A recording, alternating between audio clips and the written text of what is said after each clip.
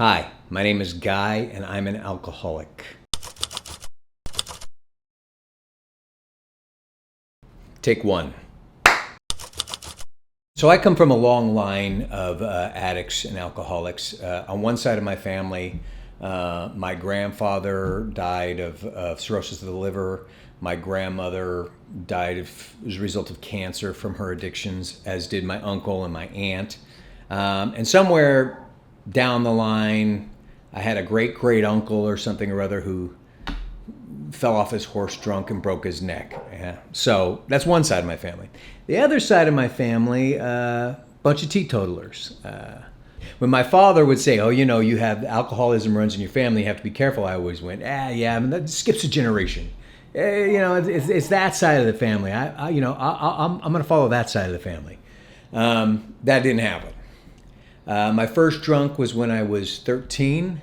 A buddy of mine, his older brother, bought us a 6-pack of Schaefer Tall Boys, and boy, that was something else. I didn't start drinking alcoholically out of the gate, but I went, I'm going to try that again. I got to do that again. So my whole high school career was spent, weekends chasing keggers and trying to find the liquor stores in the area that would sell to minors, and a lot of, frankly, pot smoking too, because I didn't have to be 21 to buy pot.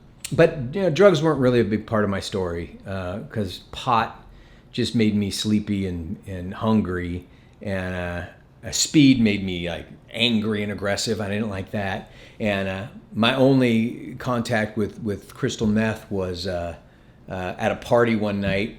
Walked into the room and a bunch of guys were doing it, and they were like, "Hey, you want some?" And well, what is it? And I was like, "Oh, it's like a truck driver's drug. It just keeps you up for 3 days." And I was like, hard pass. Wasn't interested in that. Now, if he'd have said, "Oh, it makes you feel great and you feel like you can do anything and conquer the world," I might have a very different story today. But alcohol was my drug, and it never stopped working for me. And which also tells me that my brain processes alcohol very different than normal people. My wife is a normie, and she can have like one drink, and then I'm starting to feel it. I need to stop, and I'm like, what? I don't. That doesn't compute, man. Like when you start to feel it, that's not when you stop. That's like when you kick it into second gear, and. So I know that if she felt what I feel, she wouldn't stop. And that's how I know that my brain processes alcohol in a very different way than normal people. Anyway, not being 21 kind of kept me at bay during my teen years. But my brother is 2 years older than me. And so when I was 18 and a half, he turned 21. And when he turned 21, I turned 21. I took his birth certificate and went down to the DMV and got an ID with my picture on it, his name, and his birth date. And it was off to the races. I remember my first drink that I had, I went to a bar, went straight to a bar. And I wanted to have a real drink. And I said, I didn't know what to order, so the only thing I knew was a martini, right? James Bond, right? And so I ordered a martini, and the bartender just starts peppering me with questions. Do you want that gin or vodka? Straight up or on the rocks? Clean or dirty? I'm just like, bro, shaken, not stirred. That's all I know. But that was kind of the beginning of the end for me, because after that I could drink whenever I wanted to. Like there was just no governor. And that meant I could, anytime I wanted booze, I could have booze. And I did, and I just couldn't figure out, I just thought everybody must drink like this. Everybody must feel this way, because I wasn't an alcoholic, right? I couldn't be an alcoholic. The alcoholic is that guy sitting at the bottom of the freeway off-ramp begging for change. That guy's an alcoholic. I'm not an alcoholic, right? Even though very quickly I was on my way to being that guy holding a sign saying we'll work for food. I was quickly on my way to being there. Because by the time I was 22, I was really, really in a deep, deep, dark place. with my drinking. And of course, I tried the geographic. My parents got transferred to Hawaii, so I went to Hawaii and did the geographic, and I'd be great for a while. But as we all know, water seeks its own level, and very quickly I'd be back, drinking again, and on my way back down to the bottom again. And I would always have these ups and downs, and I was always able to kind of stop drinking for a little while if I really wanted to. Like when it would get bad, I would say, all right, I'm going to give it up for 30 days, and I would go 30 days dry. And all right, see, I did it. See, I'm not an alcoholic because I was able to stop for 30 days, and then I'd go back to drinking, and very quickly I'd be back to drinking every day, as much as I could drink, and pass out every night and come to the next day, and that was my routine. And it got to the point where I had forgotten what it was like to not be hungover.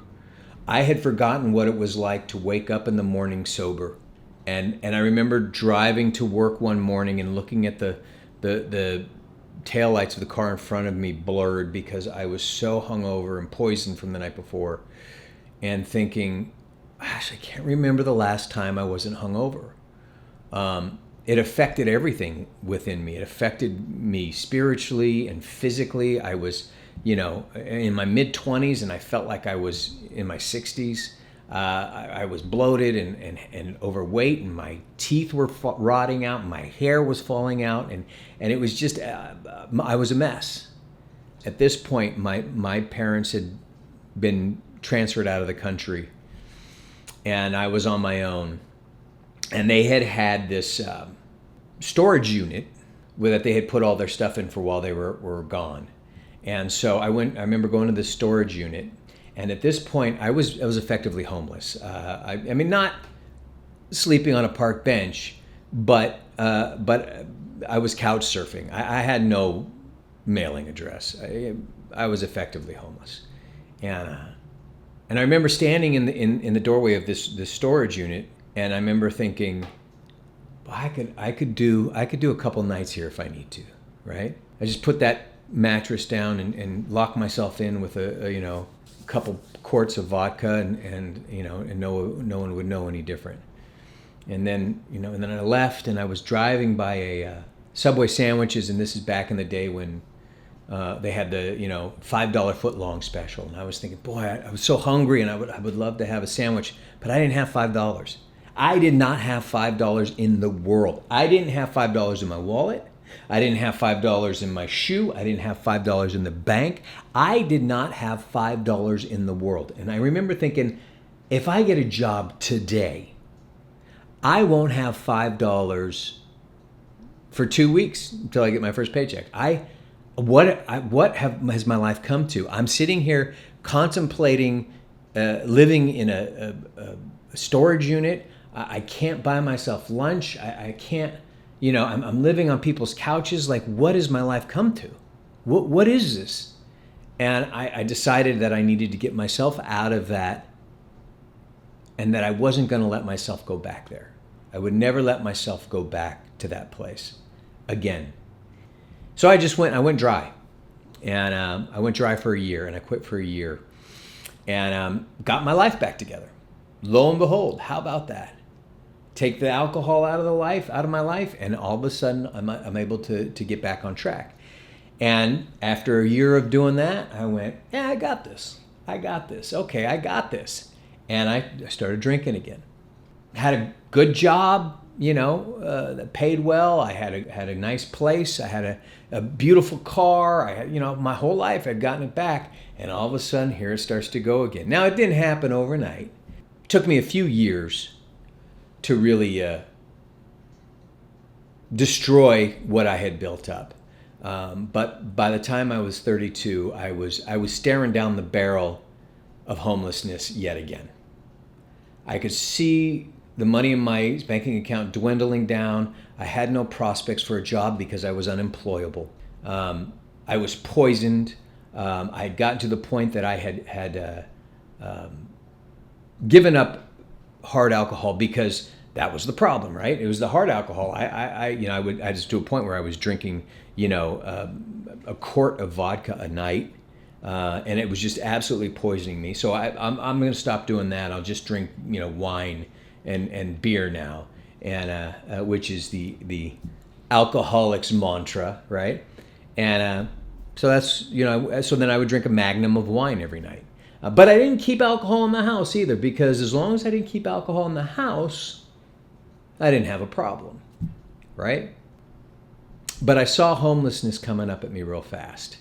And I knew I had to do something, and I had to quit again for, a little while, just to clean up the system again. And that's what I decided to do. So I decided I'm going to do my 30-day thing, and I'm going to take 30 days off from drinking. So I go and I take all of the booze in my house, and I pour it all down the sink, right? And I go and I pace back and forth, and I pace back and forth in my apartment. And 10 minutes later, I'm standing in the liquor store buying a magnum of wine.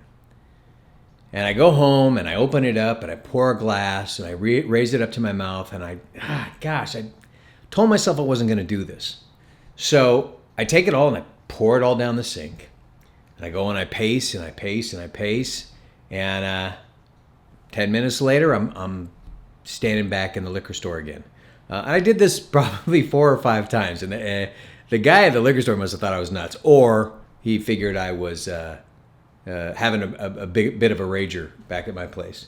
But it was at that point that I realized that I couldn't stop. I couldn't do it on my own.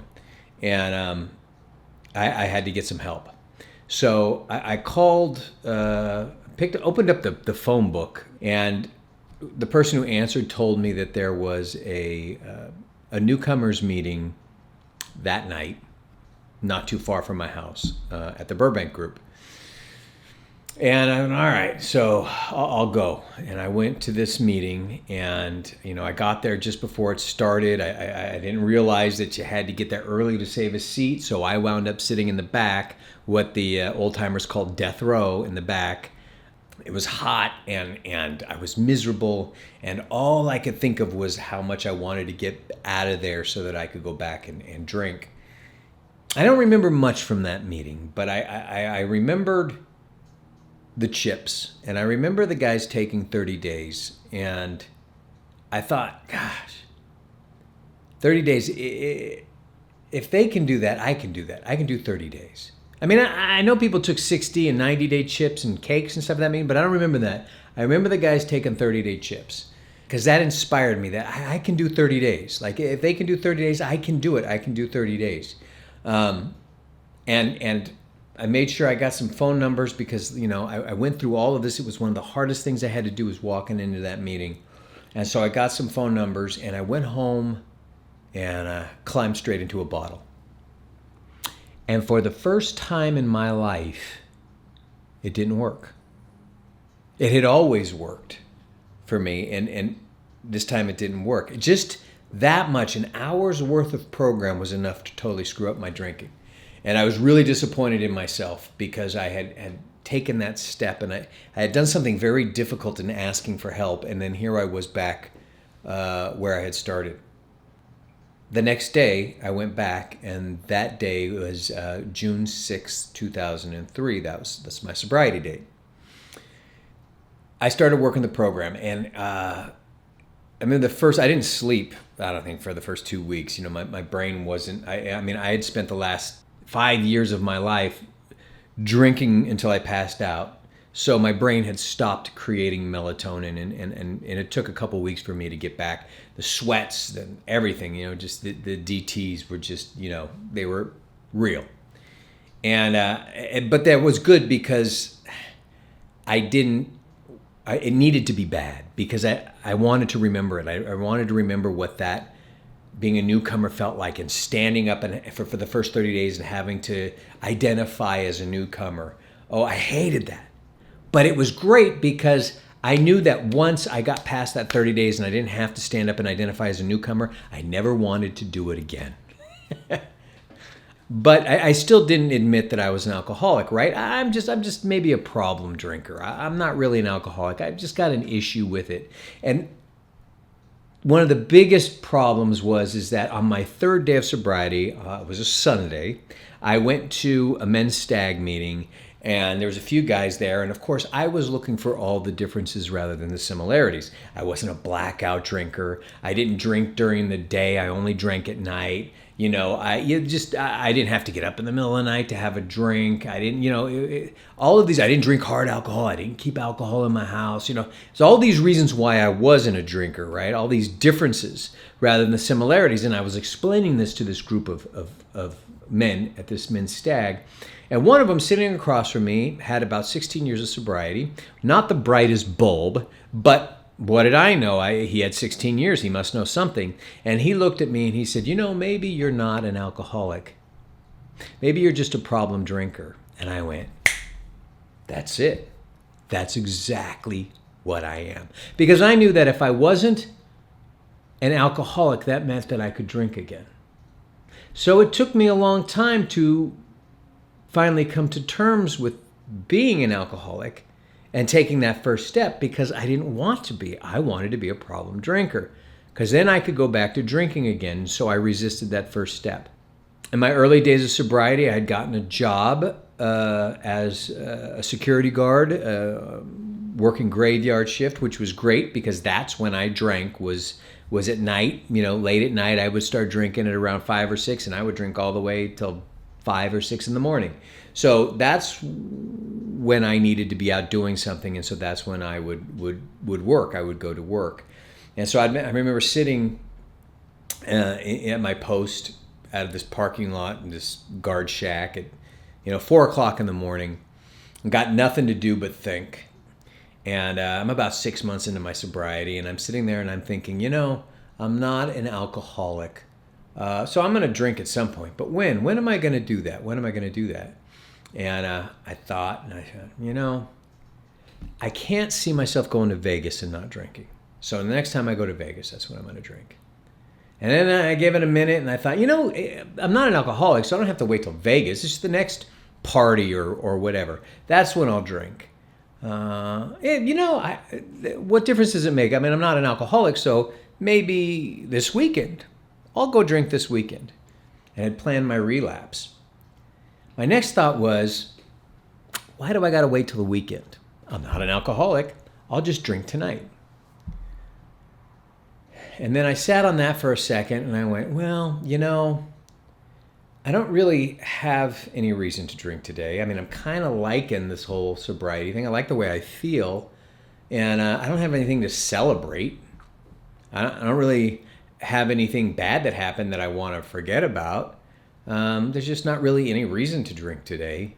So I guess I just not today. And that's when the light bulb went on. Not today. Just not today. One day at a time. I just have to get to the end of today without drinking. And that opened up a whole world to me of sobriety. And I was finally able to take the first step and admit that I had a problem and that my life had become unmanageable. And that's when I found a sponsor, which was very hard. I felt like I was asking a girl to prom, but it wound up not being a big deal. And my sponsor was great. And he wound up, saying to me, well, what's the one thing you can't see yourself doing sober? And I went, Vegas. And he said, all right, we're going to Vegas then. And he took me to Vegas and he paid for it. Like, it was insane. Now, side note, that sponsor wound up relapsing at 19 years. It just goes to show you that we just have today, right? In 19 years of sobriety, he went out. In fact, most of the people that I got sober with are either dead or relapsed. I'm at 22 years of sobriety, and I go back to my old home group, and I maybe recognize a handful of people. That room would be full to the brim with about 100 people every meeting, big meetings like Thursday night newcomers meeting. But today I go back to that meeting and I see maybe out of those 100 people, maybe 4 or 5 people that I know. The rest are dead or relapsed. All the people that I got sober with, just about, almost without exception, are all dead or relapsed. Now, where my life is now is 180 degrees. When I came into the rooms, I was spiritually destitute. I was financially ruined. I had never finished anything. I had finished high school, but I had dropped out of college. I had never finished anything. I couldn't hold a job. In my first year of sobriety, I went back to school, and I wound up getting my degree. And then I wound up going to grad school and getting 2 master's degrees, and then becoming a college professor. Like, what? And within 2 years, 3 years of sobriety, I had my own production company. I was teaching. I was working as a contractor for Universal Studios on a different job. Like, I had 3 different jobs, and like I got married. I bought a house. I had a car and a motorcycle. Like, my life just changed drastically. And it's not about the physical things that I got. That came along with the spiritual and the emotional things. And it still didn't mean that I had life figured out and that bad things didn't happen and that, I didn't have my downtimes. But, physically, I am in the best shape of my life. Financially I am, spiritually I am. I work with people in the program, I sponsor guys, and that gives me purpose. It took me a long time. I still made a lot of mistakes, I still have things that I did in my drinking and wreckage of my past. And even that's some that leaked into my early sobriety of wreckage, behaviors that I continued to do until I had fully really worked the program and learned. And still to this day, 22 years later, I'm still working on me. And I probably will be for a long time. But none of it was possible without sobriety. As long as you're drinking or using, you'll never have your life back. And the only thing that you can do is the first step. Admit that you have a problem, that your life has become unmanageable, and start working the steps. And only then can you get your life back. I'm living proof. And that's how it happened for me. Thanks for letting me share.